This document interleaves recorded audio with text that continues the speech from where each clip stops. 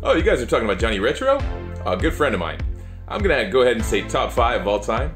Talking in the ring, out of the ring, under the ring, you name it. He's just a great guy. He's got the hustle, loyalty, and the respect. Go get him, Johnny Retro. Oh, thanks a lot, man. I didn't know you felt that way. You know something, brother? All the Hulkamaniacs out there, the 10 million Hulkamaniacs, they're not screaming for Hogan anymore, brother. They're screaming Retro, Retro, Retro. That's Johnny Retro, brother. Retro, Retro. I can hear it, man. Ooh, yeah, you're talking about Johnny Retro, yeah. Let me tell you something about Johnny Retro. The intensity, yeah. Oh, yeah, brother.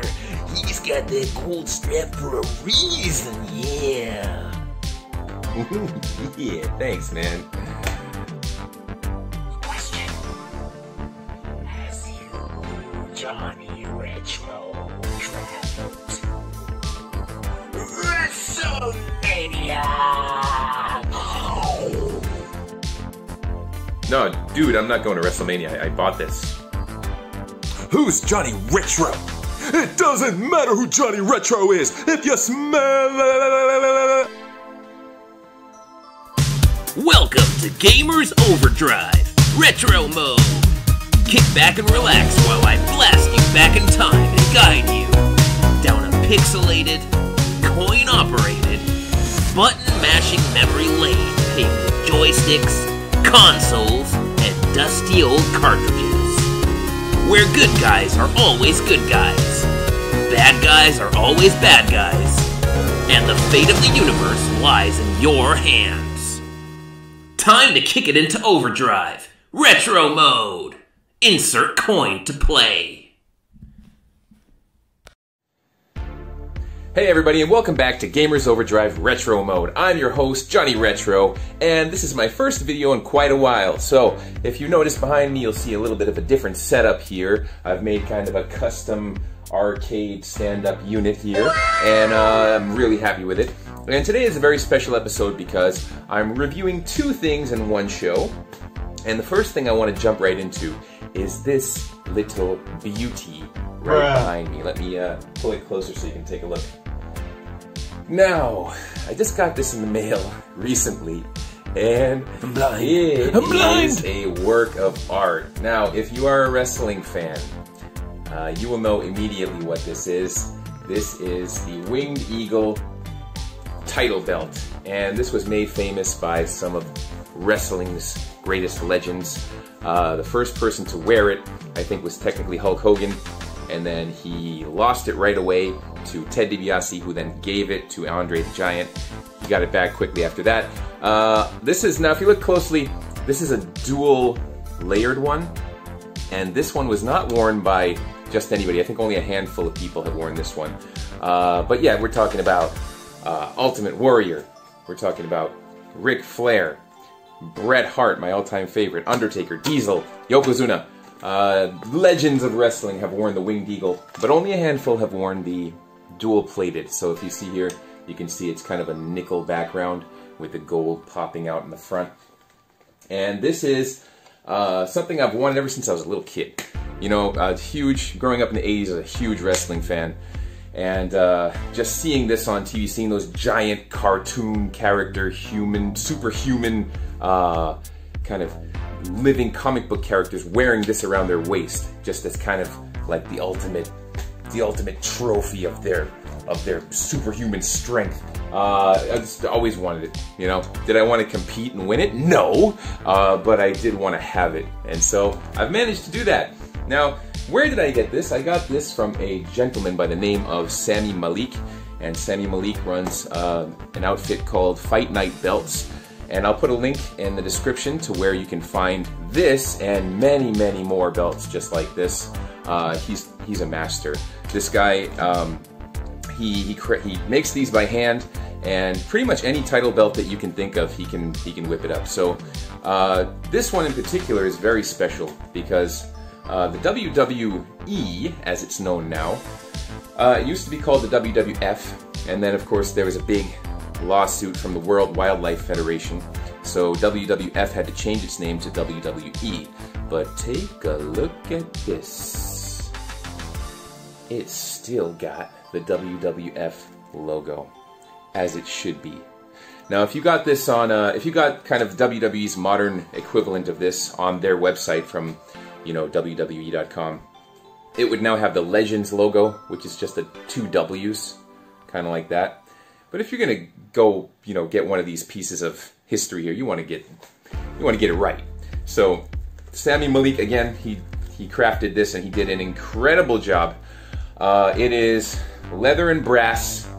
And there are a couple of options. If you do order from Sami Malik, you can get brass or zinc. And brass is considerably cheaper. It's a harder metal, which means it's harder to etch, so the etching doesn't go super deep in there. Zinc, you can get a deeper etching, so it's a little bit more expensive. But it's not as durable and strong as brass, from what I hear. But, I mean, for me, this is better than I could have imagined. There are a few things about this belt that make it really special. This cut that you see around the gold plate here, or the brass plate, this is unique. You see the wings are popping out there. Now, there are a few different versions, a few different cuts of this belt throughout the history of its existence. And there are ones where the wings are on the inside and where the wings are on the outside, and I've always preferred this one. I just think it looks so much cooler than the other one. And if you look here, this is really a special feature. The bars are on the authentic belt, they're connected to the plate, so it's a single piece. And as you see here, it is a single piece. The bars are connected. If you get one on the WWE shop, they will not be connected. They're separate bars. So that's just another thing to keep in mind. Now the choice is yours, of course, where to get this belt, or a belt like it. But I have to say, Sami Malik, I am incredibly impressed by your work. I think this is, you know, now it's the coolest collector's item that I have. I don't have many collector's items, but this has got to be the crown jewel now. I mean, just look at it. It's absolutely beautiful. And I'm going to open it up here. You see in the back, there are a few things to take note of here. The leather work is superb. It's just very, very well done. There is a tip on the belt on the end, and this is a full tip. And you gotta be careful, because there are a lot of places to get belts, and there are a lot of belt makers, but not everybody goes the extra mile and puts things on like the full tip, and not everybody will give you just the same quality of belt. So again, Sami Malik, he's the guy. Bravo to you, man. You did an amazing job. Not only that, but his customer service was fantastic. We talked throughout the whole process. He told me, he gave me an estimated time. It took about 5 weeks from its creation to the time that I got it. That's exactly what he said. There were some problems with customs. I live in Istanbul, Turkey, and there's always problems with customs with, you know, in Istanbul. But still, it made it here eventually, and just look at it. I mean, it's amazing. This thing is, I hope that, you know, you can pick it up there. It's just so well made. It's super detailed, and it's a real beauty. So, take a look on the back. You can see the bolts here are covered up with leather, so you don't have any exposed bolts. And this thing is just a beast. So, again, well done.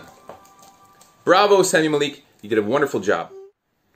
And now, on to part 2 of this review. Right behind me, you'll see Wrestlefest. This is one of the most legendary arcade games of the 80s. This game is the one that really, really just sucked me in every time I would go into an arcade. I would hear the music and I would see these gigantic sprites with this crazy colors. It had real audio from WWF announcers, and I'm telling you, it had the real music. It was, at the time, it was the most impressive video game, in my opinion, ever. It's really fun. It's still fun today. But it's simple. It's a simple game, but I'm just really still very impressed with the way that they were able to capture the essence of wrestling in a game, because that's a very tricky thing to do. You'll notice that with new wrestling games, with, you know, the WWE franchise, especially the 2K series, which is horrible, you'll see that they just can't capture that special something that makes wrestling fun to watch. You know, they try to go too simulation, or they try to go too, I don't know, they focus too much on the grappling and the holds and the submission system. None of that really matters that much. If the gameplay is simple and fun, and you catch that little special spark of what makes wrestling awesome, you're going to have a great game. And so that's exactly what I'm going to show you right now. Wrestlefest, here we go. I'm going to play it over the shoulder on this new little setup I have here. So here we go. In 3, 2, 1. Alright, so before I start playing this game, I just wanted to take a little sneak peek at my new setup here. So, my wife and I have a new baby on the way, and my daughter's room needed to be rearranged. So, I took this here cabinet, which you see, that's some of my artwork there, and I converted it into a stand-up arcade unit. And look, it even perfectly holds that championship title. Oh, yeah! Now, this has become like the perfect setup, and it just happened by accident. We did not plan this for this to be an arcade unit, of course. But look down here. I can even show you inside. I put all my my little collector's items down here. Look at that. That's just the Johnny Retro Cave of Doom down there. Look at that. Got my controllers down there. Everything sets up just nice and neat. So, and I even got a PS3 in there. You see the PS3 on the side? So this is kind of like an arcade unit powered by a PS3, and also by a Pandora's Box 5, which is inside this dual stick unit here. And I've done a Pandora's DX review in the past. I would recommend you to watch that video. It's an amazing unit. But this is a Pandora 5, and Pandora 5 is really good enough for me. You know, for just standard day-to-day play. It's got all the games that I really like. So let me just set this up for you so that I can have a nice steady game. Ooh, look at that title, yeah. But I'll set it up for you, and then I'll come right back and we'll start playing. Okay, so here's my menu here. Now I use this monitor. This monitor has really become like my favorite way to play retro games. Just this nice kind of widescreen computer monitor. It's a very nice, you know, high definition. But you know, for these games, you don't really need high definition that much. But I really like it. I like the size and the kind of form factor. And with this Pandora's 5, it's kind of ideal. And now that this is set up in kind of a cabinet, it's like exactly the same height and dimensions that it should be for like a good arcade experience. So I'm going to scroll over to the game in question, which is WWF Wrestlefest. Let me see if I can try on the list there. See that? WWF Wrestlefest. So that's going to be the game of the hour, and I will just pull back this camera a bit so that you can see what's going on. And yeah, you know, I normally have a different setup, but I think it was time for a change, and I felt that you know, since I had the opportunity to do it, it would be a good move. So here it is. This is just one of the best wrestling games of all time. It's not the best wrestling game, that's for sure. Anybody who likes wrestling games know that title goes to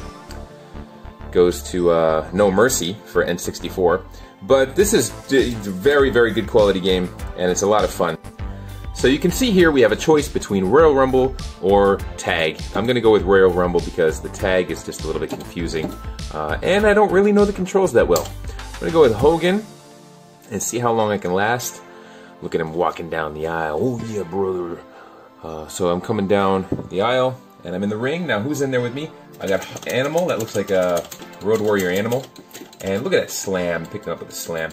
Simple 2-button controls. Toss him. By the way, I mentioned that this was one of the best wrestling games of the 80s. But it wasn't until I opened up the menu here that it said, I saw that it said 1991. And I was just, dude, I was just eliminated. Oh my god, winners don't use drugs. That is true. Let me put a few more credits in there. Now remember, these games were designed to be coin-munching machines. Let me try Warrior this time. Ultimate Warrior is coming down the aisle. Dude, it took no time for me to be tossed out. So you'd be popping quarters into this thing like a madman. So let me just let me mess with Boss Man, pick him up, slam him down. So like I said, you have two basic attack buttons. You have a punch and a kick, and then you kind of turn into a button masher when you go for the grapple. Please don't look, Ted DiBiase just slammed me. And just look at the sprite sizes, they're gigantic. And that was not easy to do back in the day. Just to have graphics like this, you know, it might not be impressive to the new generation, but man, this was absolutely mind-blowing back then. And it's pretty cool because as a kid, when you watch wrestling, they seem like kind of superheroes, kind of larger-than-life, gigantic superheroes. And this game just really captured that so well. Look at DiBiase. Oh, he just did an elbow drop off the top. And right now, look at that pile driver right there on Sergeant Slaughter, Mr. Perfect. I have to slam you down with a body slam. I'm getting tired. I'm gonna go catch my breath over here. And Animal, yeah, do it, Animal. Do it, Animal. Take care of Perfect. Oh, Perfect slammed him right there. Okay, I'm tossing him over here. Over the head. Very nice. And, you know, I haven't played this game really in a very long time. At least a couple of years. I didn't even play it in preparation for this review. I just wanted to come in fresh. And as you can see, it's really, really easy to pull off some pretty cool moves. And I think, if I remember correctly, you have to press both buttons together to do your super move. Your, sorry, finishing move. Look at, there it is, there it is. That's my over-the-head press. And I got Perfect in it. And DiBiase goes down. Now, let me see if I can slam somebody out of the ring, or hip toss, or whatever I gotta do. Earthquake is in here. Earthquake's signature move is crazy in this game. Hawk, you're going out. No. Oh, he got me in the pile driver. Got me in the pile driver. By the way, that's Animal. Sorry, not Hawk. And rest in peace, Animal. He died recently. So, this game is a little tribute to him here.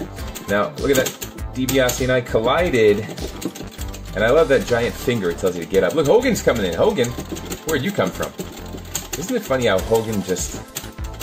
You know, he was always bald. Always. He was born bald, and, you know, he remained bald. With the exception of the mullet. The Hogan mullet. Look at that. Oh, I got a gigantic slam by Earthquake. And no, don't... You can't pin. How are you pinning me in a battle royal? That's stupid. Game over. I guess it's not a exactly Royal Rumble. A Royal Rumble battle royal. They kind of mix it up there. Let me go with what else we got? Stick with let me see. Who can I pick? I'll pick Mr. Perfect. I always like Mr. Perfect. Kurt Hennig. Another rest in peace. Kind of sad that so many wrestlers have died the last 30 years. It's just a very difficult business. There's Hawk now. Now I'm dealing with Hawk. Road Warrior Hawk, or Legion of Doom Dude Hawk. But Mr. Perfect was one of those guys that every wrestler loved. You know, I watch a lot of shoot interviews, and I really listen to a lot of wrestlers talking about their life on the road and stuff like that. It's just such a fascinating business to me. And I was reading Bret Hart's autobiography. It's an amazing, amazing book. Just talking about the circus-type lifestyle of a wrestler, and it's just such an unusual way to make a living.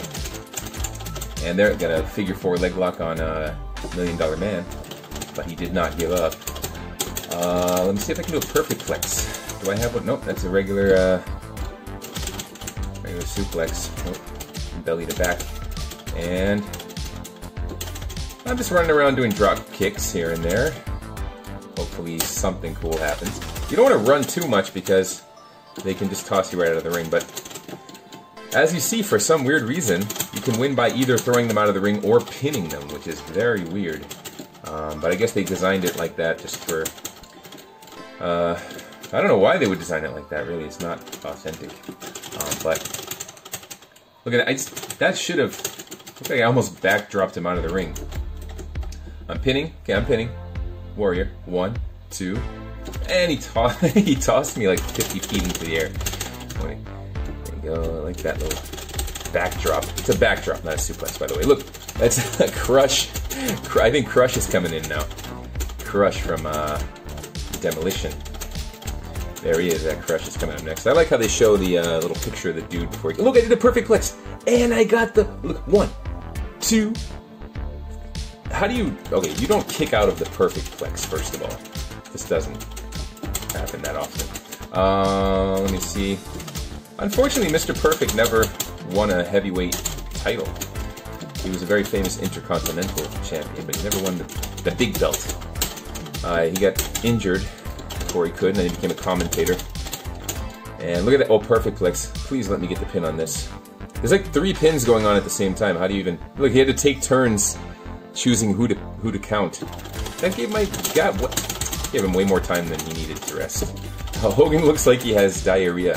He's holding his stomach. And Earthquake is here. Earthquake comes in. And this is definitely a button masher's paradise over here. And I can't figure out how to throw someone out of the ring. There's only 2 buttons. And there's not that many combinations of things you can do here. But anyway, I would say this game is a lot of fun. I'm going to give it a... What kind of a rating should I give this game? It's not quite an overdrive rating. I would give it a rad. This game is rad. Yeah, I'm going to call you rad. So, thank you guys for joining me on this episode of Gamers Overdrive Retro Mode. Please, if you like this video and if you want to see more like it, subscribe to my channel. And please share it with everybody you know. I really, really appreciate it. Thanks a lot, guys. And until next time, Johnny Retro, signing out. Winners don't use drugs.